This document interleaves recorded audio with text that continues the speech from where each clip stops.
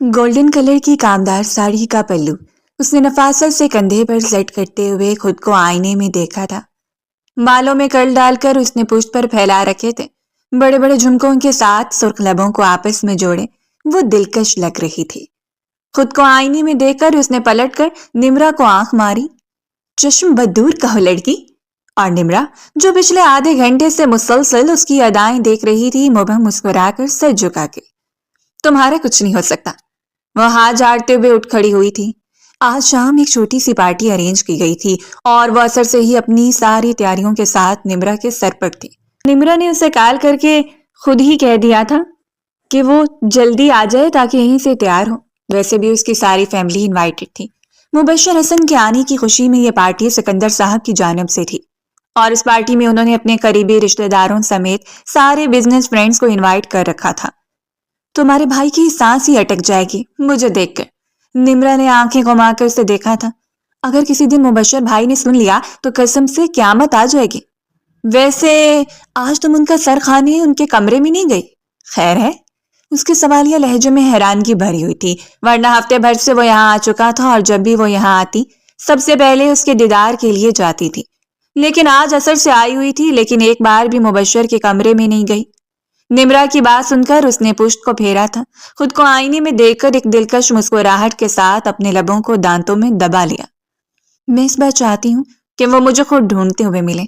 اس نے شان بے نیازی سے کندھے اچکا دیے اور نمرا کھلکھلا کر ہنس پڑی۔ مہمانوں کے آنے سے پہلے اس نے ایک دو بار کچن میں بھی جھانکا تھا۔ ایک بار لاؤنج میں مبشر سے آمنا سامنا ہوا لیکن وہ نظریں پھیر کر گزر گیا اور وہ شدید بدمزہ ہوئی تھی۔ اس وقت وہ مبشر کے کمرے کے بالکل قریب کھڑی تھی جب نمرا نے کندھے اچکا کر خاموشی کی وجہ پوچھی اور اس نے بازو اپنے سینے پر باندھ لیے تھے۔ تمہارا بھائی میری طرف دیکھتا کیوں نہیں ہے؟ کیا تمہیں نہیں لگ رہا کہ میں دیکھے جانے کے قابل ہوں؟ وہ افسردہ لگ رہی تھی۔ میرے لمبے بالوں کو دیکھو لڑکے، مڑ مڑ کر مجھے دیکھ رہے ہیں۔ میرے فگر کو دیکھو، کیا مسئلہ ہے؟ کیا ہے تمہارے بھائی میں؟ وہ بہت الجھن میں تھی۔ تم بھائی کے کمرے کے پاس کھڑی ہو، آہستہ بولو۔ اور کیوں ہر وقت ان کے پیچھے پڑی رہتی ہو؟ تمہیں پتہ ہے وہ کتنے سنجیدہ مزاج ہیں؟ وہ نمرا کے کہنے پر بھی بے فکر کھڑی رہی کیونکہ اسے معلوم تھا کہ مبشر اپنے کمرے میں نہیں ہے۔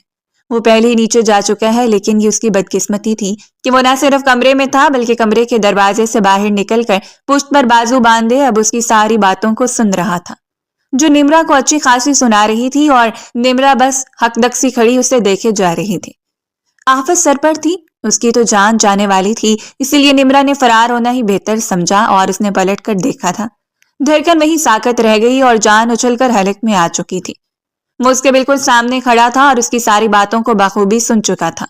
نظروں کو جھکا کر انگلیوں کو چٹکاتے ہوئے اس سے پہلے کہ وہ واپس قدم اٹھا کر وہاں سے بھاگ جاتی، جب وہ قدم اٹھاتے ہوئے اس کے قریب آیا اور ہاتھ بڑھا کر اس کے نازک سی کلائی کو اپنی آہنی گرفت میں لے لیا۔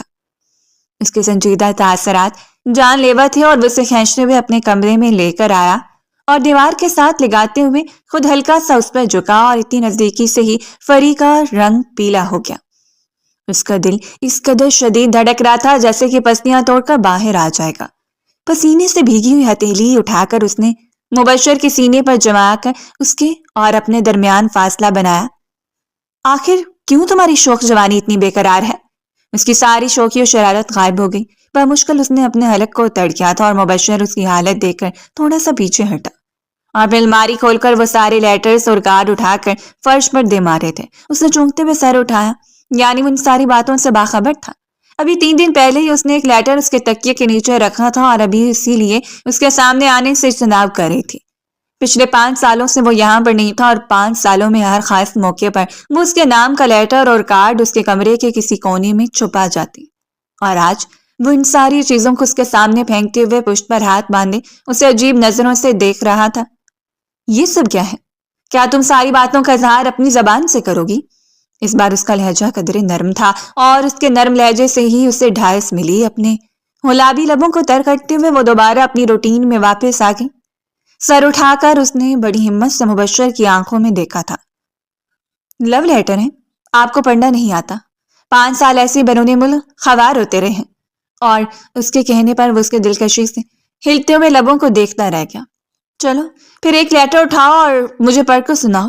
پتہ تو چلے کہ وہ سب کو جو میں نہیں پڑھ سکتا وہ تم کیسے پڑھتی ہو۔ وہ جتنی بھی شوق مزاج لڑکی تھی خود کو بے فکری کے سپرد کرنے والی، اتنا ہی اس کی روح کانپ رہی تھی۔ دل کے بے ترتیب دھڑکنوں کے ساتھ وہ سر جھکا کے اپنی ابھرتی جوانی کو لگام دو۔ ابھی عمر ہی کیا ہے تمہاری؟ 22 سال۔ مجھے دیکھو، تم سے 8 سال بڑا ہوں، پھر بھی اتنی بے چینی نہیں چڑھی جتنی تمہیں چڑھی ہے۔ وہ اس کے پاکیزہ جذبات کا غلط مطلب نکال رہا تھا۔ مارے تذلیل کے اس کی آنکھیں بھر آئیں جب مبشر نے اس کے بازو کو جھنجھوڑتے اسے اپنے قریب کر لیا تھا۔ کٹی شاخ کی طرح وہ اس کے سینے سے آ ٹکرائی۔ مجھے تمہارے اس بھربھرے سراپے میں کوئی دلچسپی نہیں ہے۔ اس طرح میرے سامنے اگر گھومتی رہو گی تو مجھے مائل نہیں کر پاؤ گی، لیکن اگر اسے اتار دو تو پھر سوچا جا سکتا ہے۔ اس پر گہرا طنز کرتے اس نے حد پار کر دی جب اس نے سسکتے ہوئے سر اٹھایا اور سختی سے اس کے سینے پر ہاتھ جما کر اسے خود سے دور دھکیل دیا۔ میں آپ سے محبت کرتی ہوں مبشر، اس کا مطلب ہرگز نہیں کہ آپ میرے ساتھ یہ سلوک کریں۔ آج سے پہلے وہ کسی کے سامنے اتنا شدت سے نہیں روئی تھی جتنا اس روز شدت سے رو پڑی، اور مبشر نے جھکتے ہوئے سارے کارڈز اور لیٹر اٹھا کر اس کے منہ پر دے مارے۔ محبت؟ مائی فٹ! باہر میں جاؤ تم اور تمہاری خوبصورتی، مجھ سے کوئی مطلب نہیں ہے۔ جاؤ میرے کمرے سے۔ اس سے زیادہ تذلیل، اس سے زیادہ برا سلوک تو اس نے آج تک نہیں دیکھا تھا۔ دل جیسے کسی نے مٹھی میں دبوچ کے کچل دیا تھا، اور اس مٹھی سے ٹپکنے والی قطروں میں اس کی سارے جذبات بہہ رہے تھے۔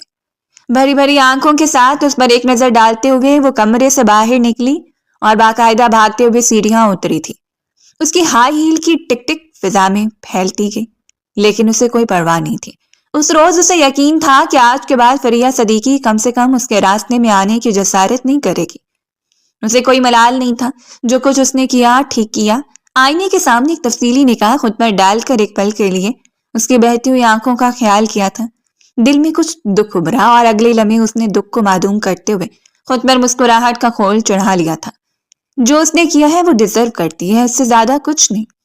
وہ آج سے محبت نہیں کرتی تھی، بچپن سے جب سے اس نے ہوش سنبھالا تھا تب سے مبشر کب اس کے دھڑکنوں میں مقیم ہوا اسے اندازہ ہی نہیں ہوا۔ یہ کچی عمر کے جذبات کا اتنا پکے رنگوں میں ڈھل گئے اور اس کے لیے خسارے کا باعث بنے، یہ تو وہ نہیں جانتی تھی۔ لیکن اسے اتنا یقین تھا کہ وہ محبت کے جس مقام پر کھڑی ہے مبشر کے علاوہ اگر کوئی اس کی زندگی میں آئے گا تو اسے وہ مقام کبھی نہیں دے پائے گی۔ اور پھر فرخندہ بیگم کی خواہشیں جو اسے دیکھتے ہوئے مسکراہٹ سے اسے اپنی ہونے والی بہو کہہ دیتی اور اس کے دل کے تار چھڑ جاتے۔ اور آج وہ شخص کیا کہہ رہا تھا؟ کون اس کی محبت سے واقف نہیں تھا؟ سکندر صاحب، فرخندہ بیگم، نمرا، حتیٰ کہ وہ شخص خود بھی۔ لیکن اس روز اس نے پختہ ارادہ کر لیا تھا وہ خود دوبارہ کبھی بھی اس کی راہ میں نہیں جائے گی، دوبارہ ان کے گھر کی دہلیز پار نہیں کرے گی جب تک کہ اس کے نکاح نامے پر دستخط نہ کر لے۔ اگر خدا نے اسے اس کی تقدیر میں لکھ دیا تو اسے حاصل کر لے گی، لیکن اب کوشش نہیں کرے گی، کیونکہ اگر اس کی کوشش بدکرداری کے زمرے میں آتی رہی ہے تو کوشش کو ترک کر دینا چاہیے، کیونکہ کردار سے بڑھ کر کچھ نہیں ہوتا۔ اگلے 3-4 دنوں تک اس نے کسی سے رابطہ نہیں کیا تھا، حتیٰ کہ نمرا کی کالز کا بھی جواب نہیں دیا۔ اس روز نمرا فرخندہ بیگم کے ساتھ کچن میں کام کروا رہی تھی جب فرخندہ بیگم نے اس کے متعلق پوچھا، فریہ آج کل نہیں آ رہی، کیا ناراض ہے تم سے؟ سلاد کو ٹرے میں سجاتے ہوئے اس نے پلٹ کر انہیں دیکھا تھا۔ نہیں امی، اس نے محسوس کیا تھا کہ اس کی طبیعت کچھ ٹھیک نہیں ہے۔ فرخندہ بیگم بہت مہذب خاتون تھیں، بچیوں کے معاملے میں بہت حساس۔ میں اور تمہارے بابا اسی ہفتے ان کے گھر جانے کا ارادہ رکھتے ہیں۔ مبشر کے لیے فریہ کا ہاتھ مانگنے اور نمرا کا چہرہ خوشی سے چہک اٹھا تھا۔ سیریسلی امی، آپ نے بھائی سے بات کر لی؟ نہیں، ابھی تمہارے بھائی سے بات نہیں کی، آج شام کروں گی۔ مجھے نہیں لگتا مبشر کو کوئی اعتراض ہوگا، بہت پیاری بچی ہے ماشاءاللہ سے۔ فرخندہ بیگم کو تو ہمیشہ سے اس میں اپنی بیٹی کی جھلک نظر آتی تھی۔ آپ ٹھیک کہتی ہیں امی، اور پھر بھائی کو اتنا پسند بھی تو کرتی ہیں، اس بات سے کون واقف نہیں؟ اس کی آنکھوں سے چھلکتی محبت کا پیغام ہر ایک نے پڑھ رکھا تھا، ہر ایک نے اس پیغام کو ازبر کر رکھا تھا۔ وہ بولتی آنکھوں والی لڑکی اب صرف خاموش ہوئی تو مبشر کی بے رخی دیکھ کر، لیکن یہ تو قسمت کے فیصلوں پر منحصر تھا کہ کاتب تقدیر نے ان میں کیا لکھ رکھا ہے۔ کیفے کے کونے میں چہل پہل تھوڑی سی کم ہوئی تھی۔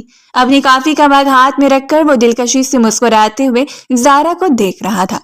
سٹائلش سے کٹنگ اور با اعتماد ڈریسنگ میں وہ مسکراتے ہوئے اپنے کیریئر کے بارے میں بتا رہی تھی، اور وہ یوں سن رہا تھا جیسے کہ وہ دنیا کا سب سے دلچسپ کام ہو۔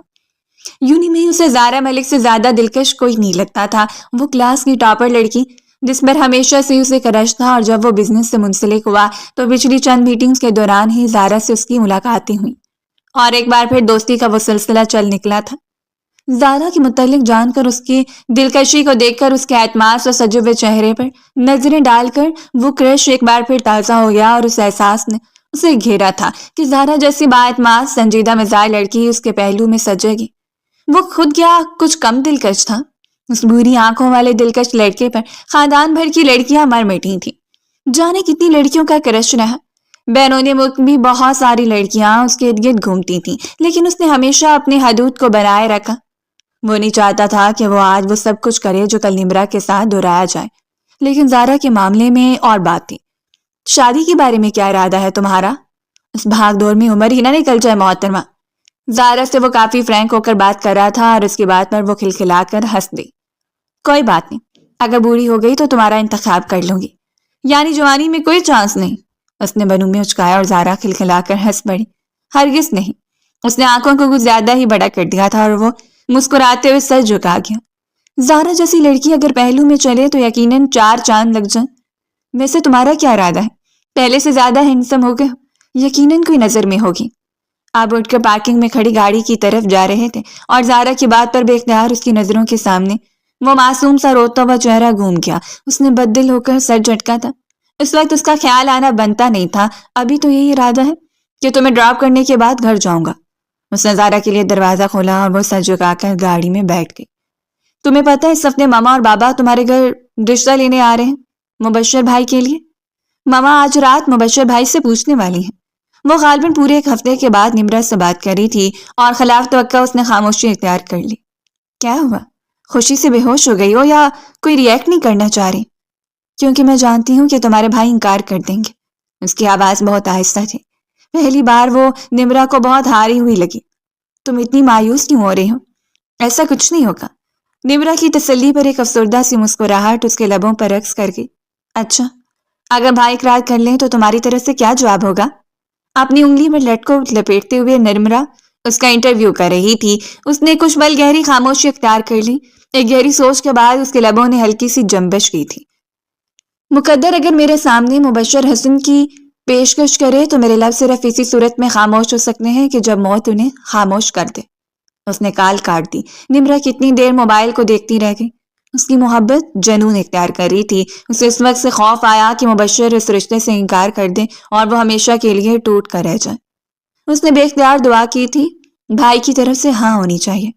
کسی کی محبت تکمیل کے درجے کو چھو لے اور دور دور آسمانوں میں کب اس کی دعاؤں پر آمین کہہ دیا گیا، اس بات کا اسے اندازہ ہی نہیں تھا۔ امی، آپ ہی کمال کرتی ہیں، فریحہ کا رشتہ مانگیں گی میرے لیے؟ وہ بدمزہ ہو کر منہ سے زاویہ بگاڑ رہا تھا۔ اور مجھے تم سے یہی امید ہے کہ تم اقرار کے علاوہ کچھ نہیں کہو گے۔ میں نے فریحہ کو ہمیشہ تمہاری بیوی کے روپ میں دیکھا ہے۔ آج تک ماں کی کسی بات پر اس نے انکار کیا تھا جو وہ اس وقت انکار کرتا؟ لیکن پریشان ہو کر اس نے ایک نظر باپ پر ڈالی تھی۔ ان کے چہرے کا اطمینان بتا رہا تھا کہ وہ بھی رحمان صدیقی کے ساتھ بزنس سے ہٹ کر یہ رشتہ بھی قائم کرنا چاہ رہے تھے۔ اسے لگا وہ ارد گرد سے گھیر دیا گیا ہے۔ نہ جانے کیوں دل کو یقین تھا کہ جس طرح اس نے پچھلے دنوں فریحہ کو ذلیل کیا ہے وہ کبھی بھی اس رشتے کے لیے اقرار نہیں کرے گی، اور اگر اقرار کرنے کی جسارت بھی کرے تو ایک بار پھر کال کر کے اسے کہہ دے گا کہ اسے اقرار کی ضرورت نہیں ہے۔ ایسی لڑکیوں کو بلیک میل کرنا کوئی مشکل نہیں ہوتا، اور لمحے کے 1000ویں حصے میں اس کے دل نے یہ منصوبہ بنا لیا تھا۔ وہ کیوں ماں باپ کو ناراض کرے اور خود انکار کر کے سارا ملبہ خود پہ ڈال دے؟ یہاں بھی وہ سیاست سے کھیل گیا۔ ٹھیک ہے، آپ پتہ کر لیں، جیسے آپ کی مرضی۔ گھٹنوں پر ہاتھ رکھتے ہوئے وہ اٹھا اور پھر کمرے سے باہر چلا گیا۔ پلٹ کر ماں باپ کے مسکراتے ہوئے چہروں کو دیکھنا اس نے ضروری نہیں سمجھا تھا، اور گھر بھر میں خوشی کی لہر دوڑ گئی۔ فرخندہ بیگم جو 3-4 دن کے گیپ سے جانا چاہتی تھیں وہ اگلے دن ہی تیار ہو گئی۔ نمرا، فرخندہ بیگم، خود اور سکندر صاحب، وہ تینوں رحمان صدیقی کے گھر پر موجود تھے۔ اپنے آنے کا مقصد انہوں نے بیان کیا اور رحمان صدیقی جیسے پہلے ہی آگاہ تھے۔ آپ ہماری بچی کو بہت اچھی طرح جانتے ہیں، اور اسی طرح ہم مبشر کو، لیکن پھر بھی بچوں کی رضامندی اور سوچ بچار کے لیے مجھے کچھ دنوں کا وقت دیں۔ میں فریحہ سے بھی بات کر لوں اور اس کے بعد میں آپ کو کال کر لوں گا۔ انہوں نے بہت دانشمندی سے بات کو سنبھال لیا۔ نمرا نے اسے بتایا تھا اور وہ حیرت زدہ رہ گئی، یعنی اس شخص نے اپنی زبان سے اقرار کیا تھا۔ یہ یقین کر پانا اس کے لیے مشکل تھا۔ اس وقت تقریباً رات کے 10 بجے کا وقت تھا جب اسے مبشر کے نمبر سے کال موصول ہوئی۔ وہ دھک سے رہ گئی۔ نہ جانے کتنی دیر موبائل کو بے یقینی سے دیکھتی رہی۔ اس میں جگمگاتا ہوا نام نیا نہیں تھا، لیکن یہ یقین کر پانا مشکل تھا کہ وہ خود اس سے بات کر رہا تھا۔ وہ جو اس کا نام تھا سننے کو روادار نہیں تھا۔ دن بھر جو خوش فہمیاں دل میں جنم لیتی رہیں ان پر جیسے یقین کی مہر ثبت ہو گئی۔ کامتی انگلیوں سے اس نے کال ریسیو کی اور موبائل کان سے لگا لیا۔ دوسری جانب سے بڑے گمبھیر لہجے میں اس کا نام پکارا گیا اور اس کی آنکھیں خواہ بھرنے لگی تھیں۔ حلق میں گولا سا پھنس گیا۔ اس نے ہلکی سرگوشی سے جی کہیے، کیسی ہو؟ اس نے سوالیہ لہجے میں پوچھا۔ سارا غصہ، ساری ناراضگی جھاگ کی طرح بیٹھ گئی۔ میں ٹھیک ہوں، آپ کیسے ہیں؟ نرم ملائم سے لہجے میں اس نے کہا اور آنسو ٹوٹ کر اس کے رخساروں پر گر گئے۔ سرخ رخسار بھیگ اٹھے۔ یہ سچ تھا کہ وہ خوبصورتی کے معاملے میں ہر ایک کو مات دے جاتی تھی۔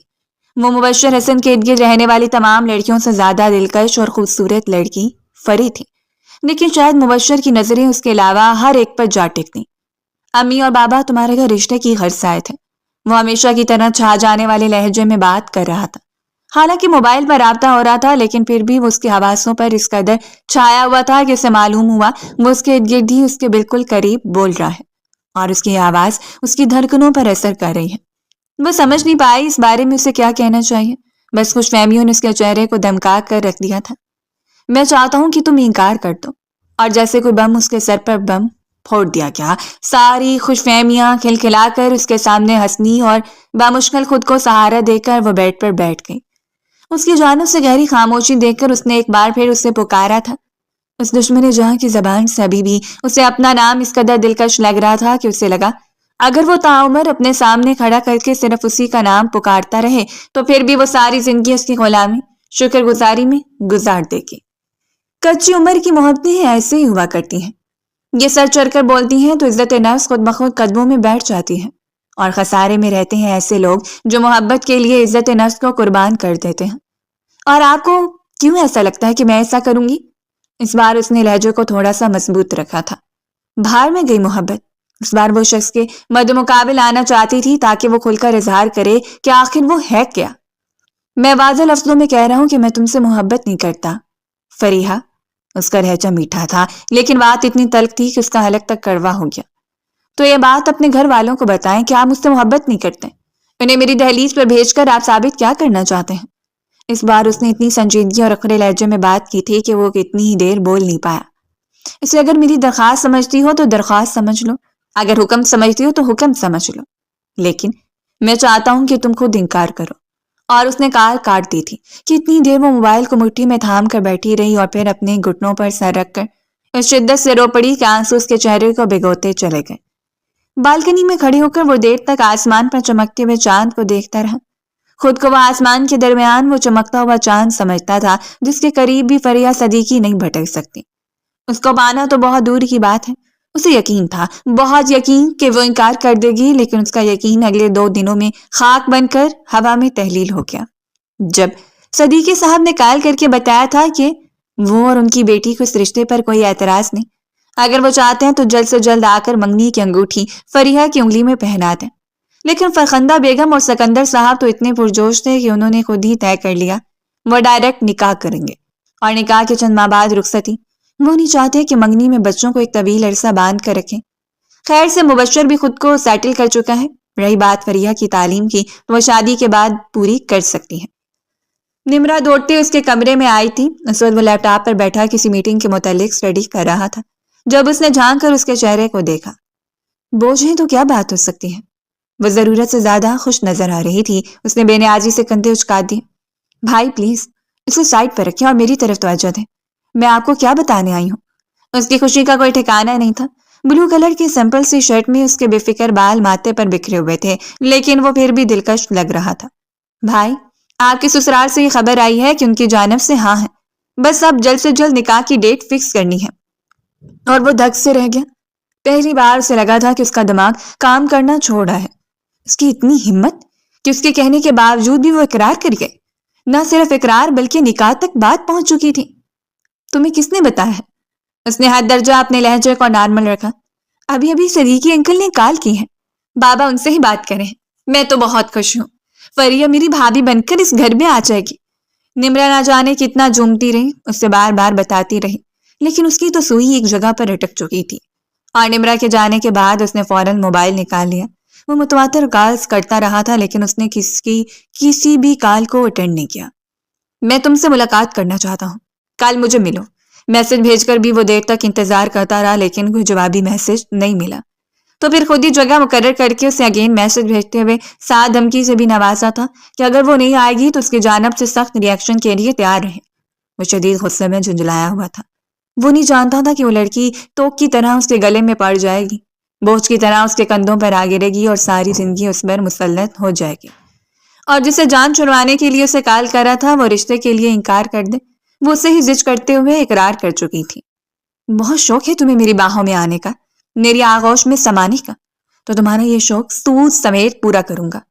تمہیں بتاؤں گا کہ مبشر حسن سے ضد لگانے کا انجام کیا ہوتا ہے۔ نفرت سے سوچے وہ بیڈ پر لیٹ گیا، اس کے علاوہ وہ کر ہی کیا سکتا تھا۔ منافقانہ انداز کا تو آغاز اس نے خود کیا تھا، اپنے ماں باپ کے سامنے جتنی اچھائی کا اظہار وہ کر چکا تھا، اب اس کے بعد انکار کی گنجائش ہرگز نہیں تھی۔ دوسرے دن آفس ٹائم نکال کر وہ مقررہ جگہ پر پہنچ گیا، اسے یقین تھا وہ ضرور آئے گی۔ وہ تقریباً 1 گھنٹہ انتظار کرتا رہا، مسلسل کالز پر کالز اور بلا کر تنگ آ کر فری نے اس کا نمبر ہی بلاک کر دیا۔ اس وقت اس کے دل کی حالت کیا تھی؟ اس کا دل چاہ رہا تھا کہ فریہ صدیقی اس کے سامنے کھڑی ہو اور وہ اس کا سر پھاڑ دے، اس کی آنکھوں سے وہ سارے حسین خواب نوچ لے جو حسین خواب دیکھ کر وہ اس کے مد مقابل اتر آئی ہے۔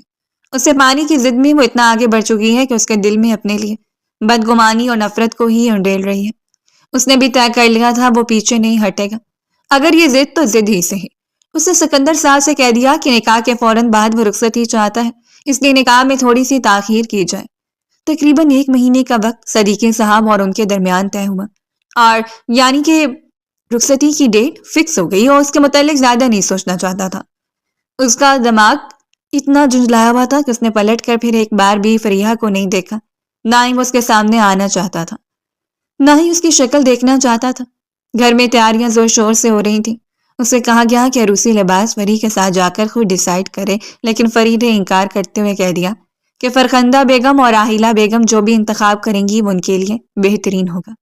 نمرا اور اس نے جا کے ساری شاپنگ اپنی مرضی سے کی تھی، لیکن اس معاملے میں اگر کسی کو بے دخل رکھا گیا تو وہ مبشر حسن تھا، اور وہ ہرگز یہ بھولنے والا نہیں تھا۔ یہ بات اسے پاگل کر دینے کے لیے کافی تھی کہ اس کی زندگی کے اہم ترین فیصلے سے اسے ہی بے دخل کر دیا گیا، اور یہ سب کچھ صرف اور صرف اس لڑکی کی وجہ سے ہو رہا تھا۔ بلاخر خدا خدا کر کے دن کٹتے چلے گئے، اور ہر کٹتا ہوا دن فریہ کے لیے قیامت بن رہا تھا۔ وہ اسے جس قیامت کے نزدیک کر رہا تھا وہ قیامت کوئی معمولی نہیں تھی۔ اسے اندازہ تھا مبشر کا ری ایکشن کیا ہوگا، اسے پا لینے کے بعد وہ اس سے کیا سلوک کرے گا، لیکن اسے اس کی پرواہ نہیں تھی۔ اس نے سوچ لیا تھا وہ اپنے عشق سے، اپنے جنون سے، اپنی محبت سے اسے قائل کر لے گی کہ اسے حقیقت میں محبت کرتی ہے۔ اسے ایک دن تسلیم کرنا پڑے گا کہ انتخاب اس کے لیے بہترین ہے، اور صرف خود کو یہی تسلی دے کر وہ مطمئن ہو جایا کرتے۔ ملا کر اس روز مہندی کے شاندار فنکشن میں نہ جانے کتنے دنوں کے بعد وہ اس کے سامنے آئی۔ زرد کلر کے شرارے میں وہ دلکش لگ رہی تھی، تازہ پھولوں کی جویلری میں وہ خود بھی کوئی مہکا ہوا گلاب لگ رہی تھی۔ سرخ و سفید رنگت، بے تحاشا حسین آنکھیں، اور سامنے وہ بھی کچھ کم نہیں لگ رہا تھا۔ اس نے ایک نظر فریہ کے چہرے کو دیکھا۔ فری نے فوراً اپنی نگاہوں کو جھکا لیا۔ جتنی دیر اس کے پہلو میں بیٹھی رہی وہ انجان بن کر بیٹھا رہا۔ حقیقت یہ تھی کہ اسے باور کروانا چاہتا تھا کہ اس کے لیے کوئی معنی نہیں رکھتی، اور اس چیز نے فری پر جیسے کوئی فرق نہیں ڈالا۔ اس نے پوری شان سے رسم نبھائی، مہندی لگوائی، اس سے پہلے کہ وہ رسم کے اختتام پر اٹھ کر کمرے سے چلی جاتی۔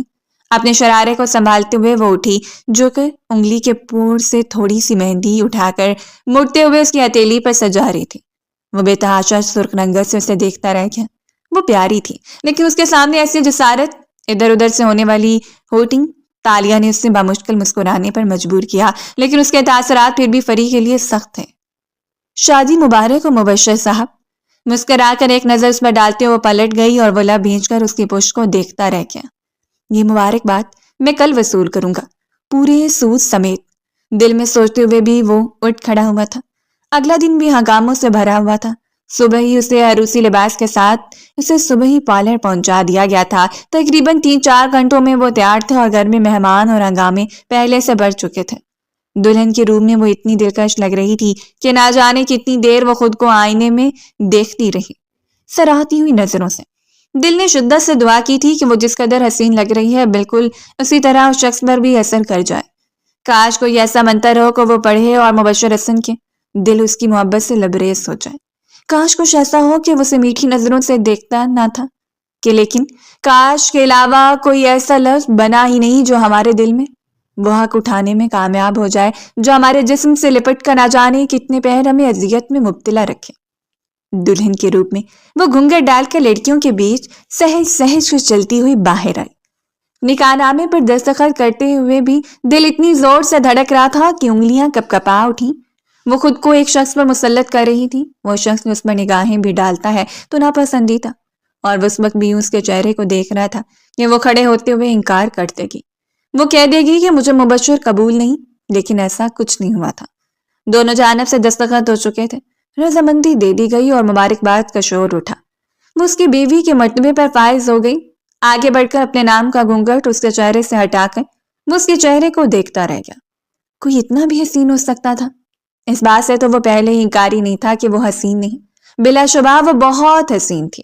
آج تک اس نے جتنی لڑکیوں کو دیکھا تھا کوئی اس سے زیادہ حسین نہیں تھا، لیکن اصل بات یہ تھی جو وہ چاہتا تھا اس میں وہ نہیں تھا، وہ اعتماد، وہ سنجیدگی، اور جس طرح سے اس نے مبشر کو حاصل کیا تھا اب تو اس کی نظروں میں اس کا کردار مشکوک ہو گیا۔ بعض اوقات ایسا ہوتا ہے، لوگ ہماری بے تحاشا محبت کو ہمارے کردار کی کمزوری سمجھ لیتے ہیں۔ بعض اوقات کسی کو اپنی محبت کا یقین دلانے کے لیے ہم اتنا گر جاتے ہیں کہ وہ ہمیشہ کے لیے ہمیں اپنی نظروں سے گرا کر خود کو معتبر تصور کر لیتے ہیں۔ وہ اس کے پہلو میں آ کر بیٹھی تو جیسے سب کچھ مکمل ہو گیا، دل کی درینہ خواہش پوری ہو گئی۔ اس کی آنکھوں کے سامنے سارے خواب تکمیل تک پہنچ گئے، لیکن خواب یہاں تک تو نہیں تھے، ابھی تو بہت کچھ باقی تھا۔ رخصتی کے وقت نکلنے والے آنسو صرف جدائی کے سبب نہیں تھے، اتنی مشکل سے حاصل کی گئی محبت اور ارد گرد پھیلنے والے اندیشے جو اسے شاید مستقبل سے ڈرا رہے تھے۔ کچھ رسومات کے بعد فرخندہ بیگم نے اسے مبشر کے کمرے میں بٹھا دیا۔ نمرہ اسے خود بٹھا کر گئی تھی، بڑی خوبصورتی سے اس کے لہنگے کو پھیلا کر جھک کر اس کے ماتھے پر اپنے لب رکھے تھے۔ بہت مبارک ہو میری جان، لیکن مجھے ہمیشہ وہی والی فری چاہیے۔ خبردار اگر مبشر بھائی کی محبت کو پا کر تم بدلے یا بھابھی بننے کی کوشش کی تو۔ اور وہ اسے آنکھیں دکھا کر خاموش کروا چکی تھی۔ کبھی سوچنا بھی مت نمرہ، میں فری ہوں، تمہاری فریہ جو تمہارے لیے کبھی نہیں بدل سکتی۔ اس کے باقی کے الفاظ منہ میں ہی رہ گئے۔ وہ دروازے کے درمیان کھڑا اسے انہماک سے دیکھ رہا تھا۔ نمرہ گلا کھنکار کر سیدھی ہوئی اور اپنی ہتھیلی اس کی جانب پھیلاتی تھی۔ بائیں دروازے میں ابھی رکنا تھا بھائی، ابھی نیک لینا تو باقی تھا۔ اس کی بات کا مفہوم سمجھ کے اس نے اپنا والٹ نکال کر اس کی ہتھیلی پر سجا دیا اور وہ آنکھیں پھیلائے اسے دیکھتی رہ گئی۔ پھر پلٹ کر فریحہ کو دیکھا تھا۔ صرف تمہاری وجہ سے، ورنہ یہ حد سے زیادہ کنجوس ہے۔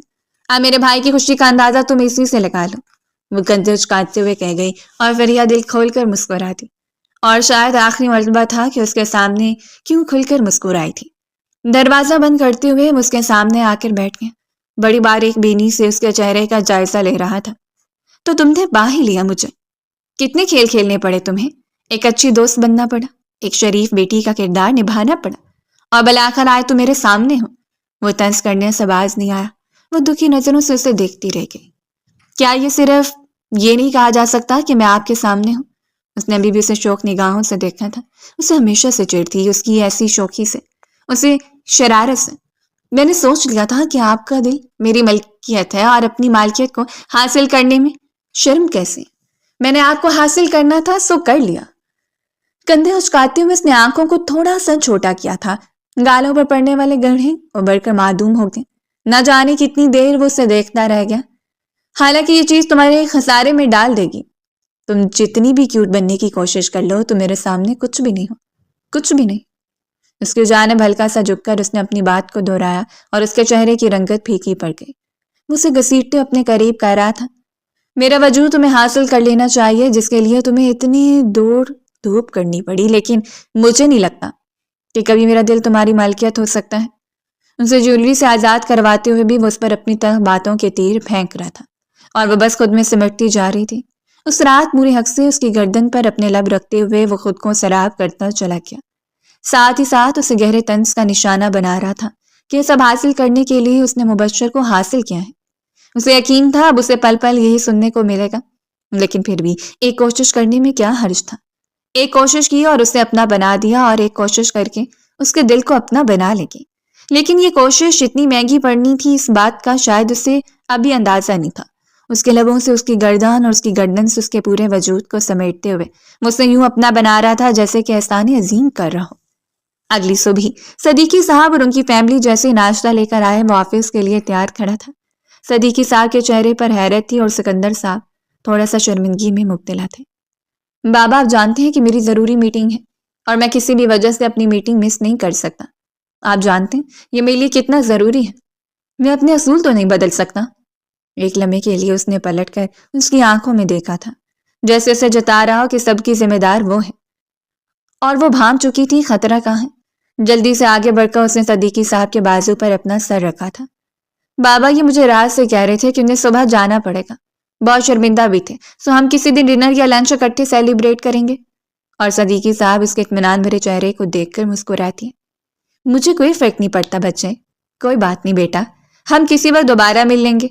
اور وہ خدا حافظ کہتے ہوئے داخلی دروازے کی جانب بڑھ گیا۔ وہ بھی کھنستی ہوئی نظر اس کے چہرے پر ڈالنا نہیں بھولی تھی۔ اگر وہ حالات بگاڑنا جانتا ہے تو سنوارنا بھی جانتی ہے۔ اور پھر یہی سلسلہ چل نکلا، ہر بات میں اسے زج کرنا، اسی شام اسے کچن کی ذمہ داریاں سونپ دینا۔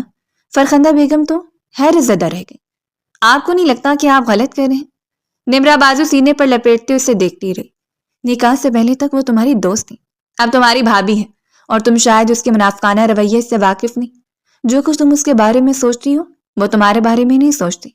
وہ نمرا کی رگوں میں بھی زہر ڈیل گیا تاکہ وہ بھی کبھی اس کی سائڈ نہ لے پائے، لیکن نمرا مر کر بھی یقین نہیں کر سکتی تھی کہ وہ کبھی اس کے بارے میں ایسا کہے گی۔ فرخندہ بیگم کو شرمندگی سی تھی، اور ان کی شرمندگی کو اس نے کچھ اس طرح سے ختم کر دیا۔ آپ جانتے ہیں مجھے یہ ذمہ داریاں سنبھالنا اتنا اچھا لگتا ہے کہ میں آپ کو کیا بتاؤں۔ بہت ہی اچھا لگے گا اگر آپ امی کی طرح سب کچھ میرے حوالے کر کے مجھے اپنی بیٹی سمجھ کر خدمت کروائیں گی تو۔ اور فرخندہ بیگم اس کے چمکتے ہوئے چہرے کو دیکھ کر مسکرا دی۔ تمہیں اپنی بیٹی سمجھا ہے اسی لیے تو اس گھر میں لے کر آئی، ورنہ کبھی نہ لے آتی۔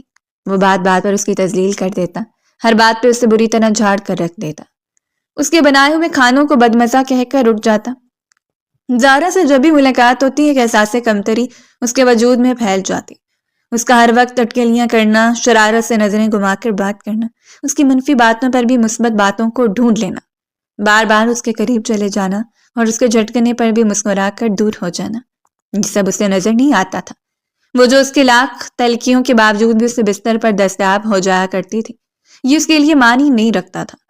اس کے لیے اگر معنی رکھتا تھا تو زارا جیسا اعتماد، زارا جیسی انڈرسٹینڈنگ، وہ میچورٹی، اور وہ جہاں کی امیجی اور لڑکی جسے صرف کھلکھلا کر ہنسنا آتا تھا، جسے بغیر مسکراہٹ کے بات کرنا ہی نہیں آتا تھا۔ اس روز بھی وہ زارا سے ملا تھا۔ زارا نے اسے بتایا کہ وہ منگنی کر رہی ہے اور وہ افسردہ نظروں سے زارا کو دیکھتا رہ گیا۔ ایک احساس تھا جس نے اسے جھنجھوڑ دیا۔ یقیناً وہ خوش نصیب ہوگا جسے زارا دستیاب ہوگی، جس کے ساتھ قدم سے قدم ملا کر وہ چلے گا تو دنیا حسد میں مبتلا ہو جائے گی، جسے وہ کسی بھی وقت کال کر کے کہہ دے گا کہ اس کی فلاں میٹنگ کو اٹینڈ کرنے چلی جاؤ، اور وہ مسکراتے ہوئے وائی ناٹ کہہ دے گی۔ کیا تمہاری فیملی میں کوئی ہے؟ اس نے جانچے نظروں سے زارا کو دیکھا اور وہ ہلکا سا مسکرائی۔ میرا ماموں زاد کینیڈا میں مقیم ہے، ایک عرصے سے ہم ایک دوسرے سے منسلک ہیں، ایون ہم ایک دوسرے کو پسند کرتے ہیں۔ وہ بس اس کی مسکراتے ہوئے چہرے کو دیکھتا رہ گیا۔ بیسٹ آف لک۔ اور زارا کے چہرے پر بکھرتے ہوئے رنگوں سے وہ واقف تھا۔ وہ شاید اس کینیڈین ماموں زاد کو محبت کرتی تھی، آج زارا کی محبت اسے ستائش میں مبتلا کر رہی تھی۔ وہ رشک بھری نظروں سے اسے دیکھتے ہوئے اس لڑکی کے بارے میں سوچ رہا تھا جس کے مقدر میں زارا ہوگی، ویل ایجوکیٹڈ لڑکی۔ زارا بھی وہی محبت کر رہی تھی جو محبت فری اس سے کرتی تھی، فرق صرف اتنا تھا کہ فریہ کی محبت کی اس کی نظروں میں کوئی ویلیو ہی نہیں تھی۔ سکندر صاحب نے اسے کال کر کے کہہ دیا کہ فریہ صدیقی صاحب کے گھر ہے، اسی لیے ڈنر کے بعد اسے لیتا ہے، اور ڈنر بھی لازمی اسے صدیقی صاحب کے ساتھ ہی کرنا ہوگا کیونکہ ان کی فیملی انسسٹ کر رہی ہے۔ اپنے بیٹے کے بگڑے ہوئے انداز وہ دیکھ رہے تھے۔ سارے راستے اس کے ذہن میں زارا کی باتیں چلتی رہیں۔ اس نے زارا سے کبھی محبت نہیں کی تھی، لیکن پھر بھی دل میں خواہش تھی کہ زارا جیسی لڑکی اس کی دلہن بنے۔ اگر زارا جیسی ہی بنے تو زارا کیوں نہیں؟ لیے دیے انداز میں ہی وہ ڈنر کر گئے۔ فریا کو لے کر وہاں سے نکلا۔ آج شام ایک دوسرے کے ساتھ گزار لیں۔ ہسبینڈ جی کہیں گھومنے چلیں؟ اس نے گردن گھما کر اسے دیکھا تھا۔ ساری دنیا کے جگنو اس کی آنکھوں میں ٹمٹما رہے تھے اور نہ جانے کس احساس کے تحت اس نے گاڑی موڑ دی۔ رکیں، پلیز بات سنیں، رکیں۔ اس کے بازو پر جلدی سے ہاتھ مارتے ہوئے وہ نہ جانے کی شدت سے کہہ کر سامنے سڑک پر دیکھ رہی تھی جہاں ریڑھی پر گول گپے سجے ہوئے تھے۔ اس نے حیرت سے دیکھا، کیا تم انہیں کھانا چاہتی ہو؟ وہ سوالیہ نظروں سے اسے دیکھتے ہوئے پوچھ رہا تھا، اور اس سے پہلے ہی وہ گاڑی سے اتر کر ان کے سامنے جا کر کھڑی ہو گئی۔ اس کے سامنے ہی وہ ایک سے ایک منہ میں لے جا کر کھا رہی تھی اور وہ بے یقینی سے اسے دیکھے جا رہا تھا، جس کی آنکھیں سرخ ہو رہی تھیں۔ آنکھوں سے بہتا ہوا پانی، سرخ ہوتی ناک، اس کے سامنے بالکل بچوں کی طرح چلبلی حرکتیں کرتے ہوئے گول گپے کھاتی گئی، اور نہ جانے کب زارا کی شخصیت، اس کی باتیں اس کے ذہن پر بری طرح سوار ہو گئی۔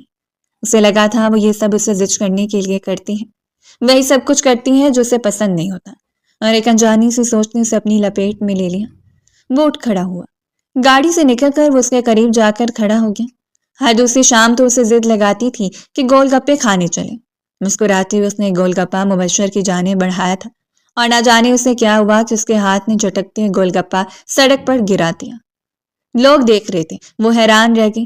اس نے آگے بڑھ کر اس کے بازو کو جھنجھوڑا تھا اور گھسیٹنے کے انداز میں اسے لے کر گاڑی میں آ کر بیٹھ گیا۔ نہ جانے اسے کیا ہوا تھا۔ بات اتنی بڑی نہیں تھی کہ جتنا بڑا اس نے رد عمل دیا۔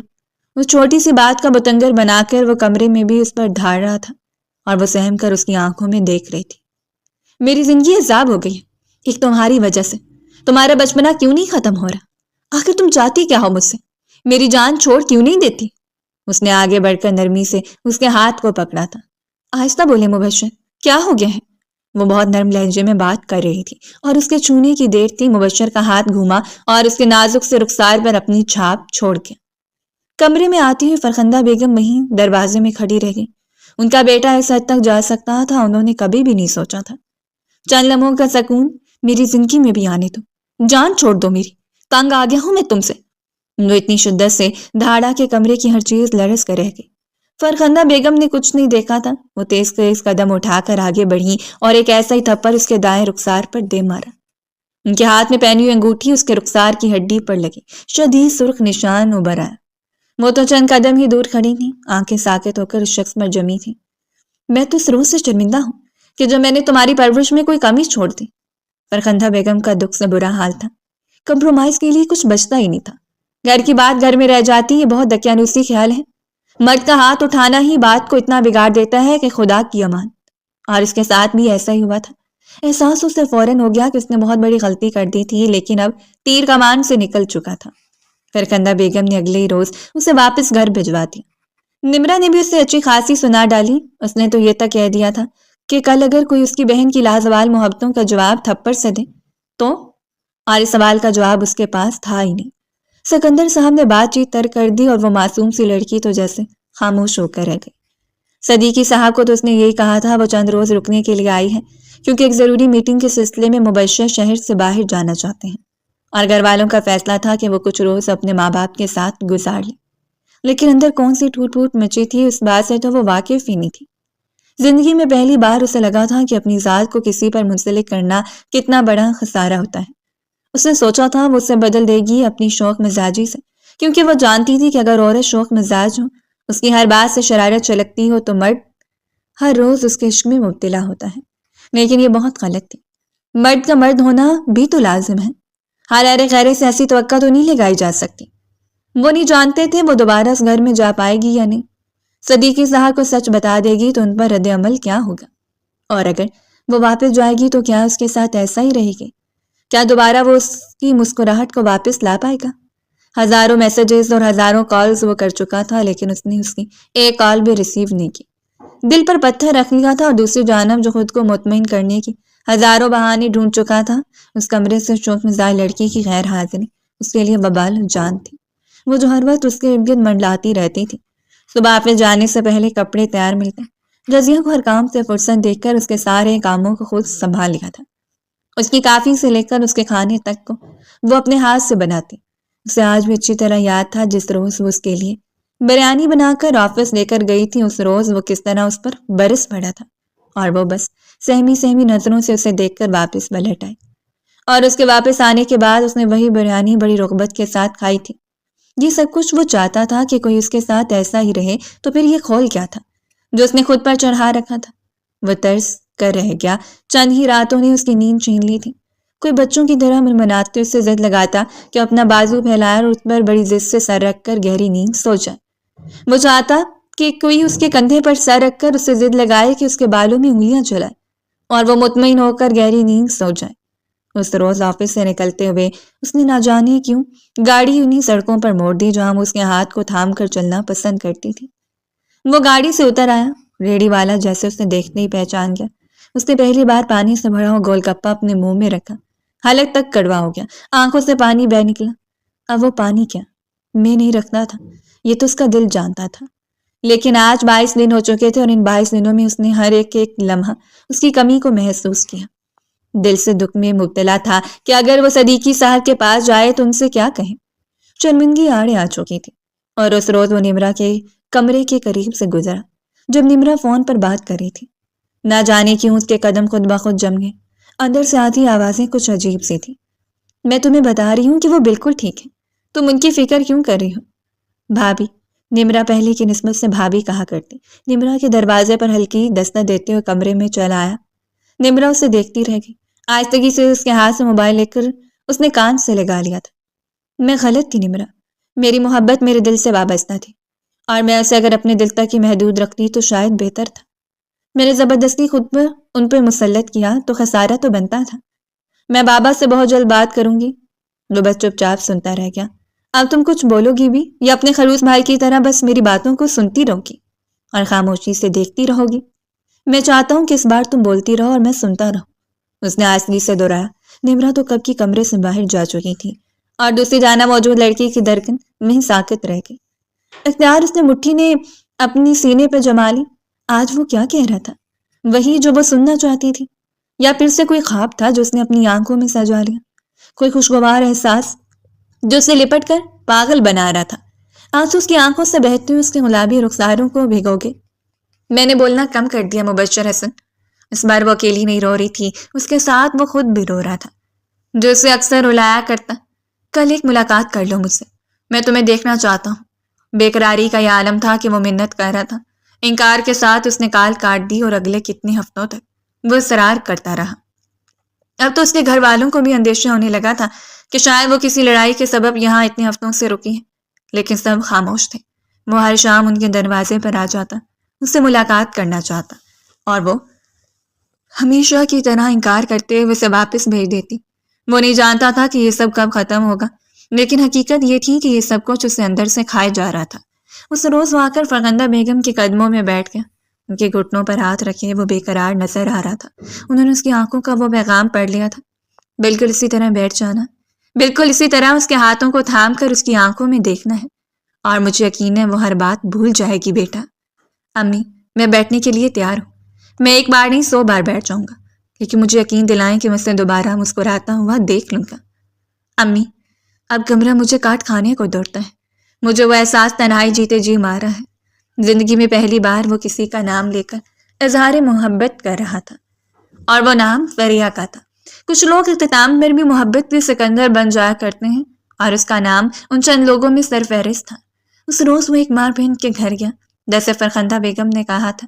بالکل ویسے ہی وہ سب کے سامنے گھٹنوں کے بل اس کے سامنے بیٹھ گیا، اور وہ کانپتے ہوئے اٹھ کھڑی ہوئی، دل پر ہاتھ رکھ کر وہ سسک پڑی تھی۔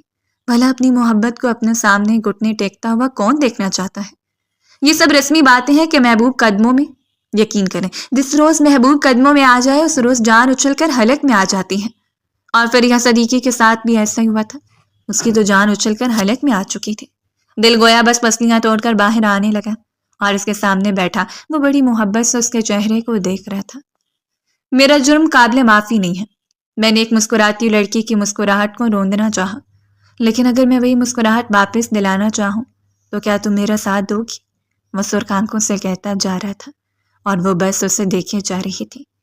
شاید پابندیاں ہوگی کہ اسے بھی انتظار کرنا چاہیے تھا، اسے بھی اسے معاف نہیں کرنا چاہیے تھا، لیکن دل کسی بھی پابندی کو نہیں مانتا۔ اس نے اپنا کامتا ہوا ہاتھ مبشر کے ہاتھ پر رکھ دیا، لیکن اس شرط کے ساتھ کہ آج کے بعد مجھے ڈانٹیں گی نہیں۔ روتے ہوئے اس نے لبوں کو ایک دوسرے میں پیوست کر کے دبایا تو رخساروں پر پڑنے والے گڑھے ابھر آئے اور اس کے دل کی دھڑکن بھی انہی میں ڈوب کر ابھری تھی۔ گاڑی میں پورا راستہ وہ باتیں کرتا آیا اور وہ چپ چاپ اس سے سنتی آئی تھی۔ کتنی تمنا کی تھی اس نے کہ وہ بولتا رہے اور وہ سنتی رہے، اور آج وہ تمنا پوری ہو رہی تھی۔ کبھی کبھی محبت میں بھی سپیس کی ضرورت ہوتی ہے۔ کبھی کبھی اس شخص سے دور چلے جائیں جسے آپ بے انتہا چاہتے ہیں، تاکہ اسے احساس ہو آپ کی چاہت کا۔ وہ پھولوں والی گلی میں اسے لے کر آیا۔ ارد گرد پھولوں کے بنے ہوئے ہار لٹک رہے تھے، جا بجا پھولوں کے ڈھیر۔ یہ بہت عام تھا لیکن بہت دلکش، اور ویسی جگہوں کو ہی تو پسند کرتی تھی۔ اس نے اپنے ہاتھوں سے سرخ گلابوں سے بنی ہوئے گجرے اس کی کلائی کی زینت بنا دیے۔ خوشگوار سی خوشبو جیسے اس کی روح کو بھی معطر کر گئی۔ گھر چلیں، آپ کی ساس صاحبہ آپ کی منتظر ہوں گی، اور میری طلب تو اس قدر زیادہ ہے کہ پوری رات آپ کو چین نہیں لینے دوں گا۔ محترمہ، وہ سرشار اتنی مسکراہٹ سے اسے دیکھ کر سرگوشیانہ کہہ گیا، اور وہ اسے آنکھیں دکھا کر کھلکھلا کر ہنس پڑی تھی۔ پہلی بار وہ اسے ہنستے ہوئے یوں دیکھ رہا تھا جیسے کہ وہ اس کی روح میں اتر رہی ہو۔ محبت اس قدر آپ پر حاوی ہو جاتی ہے جب آپ اس احساس کو خود پر حاوی کر لیں کہ کوئی آپ کو چاہتا ہے اور بے تحاشا چاہتا ہے، کیونکہ چاہنے سے چاہے جانے کا اثر زیادہ ہوتا ہے۔